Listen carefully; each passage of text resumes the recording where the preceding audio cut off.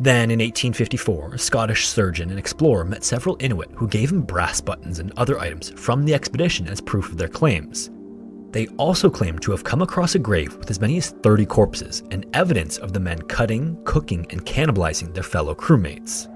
These claims were again quickly rejected by the Victorian public, the families of the crew, and quite vocally by Charles Dickens, who went on to write 3 stories discrediting this idea.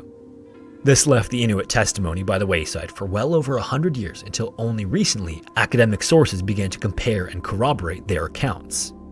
In spite of the disbelief at the time, many of the Inuit stories are consistent in their major details, even if the timing isn't always right or the translation wasn't flawless.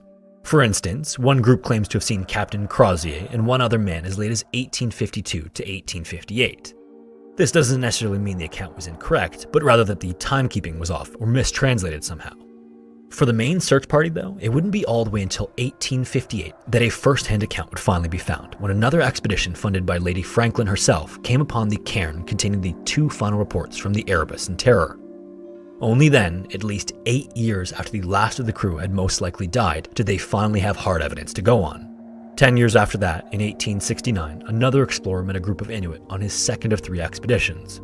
They claimed to have met Franklin's men as well and offered them what food they could, but there were just too many to save. To feed their own families, the Inuit were forced to leave the men to their fates, which also didn't do anything to help the British public's opinion of the Inuit. Finally, in 1993, 145 years after the search began, the expedition's final camp was located and every detail of cannibalism the Inuit had spoken of was confirmed.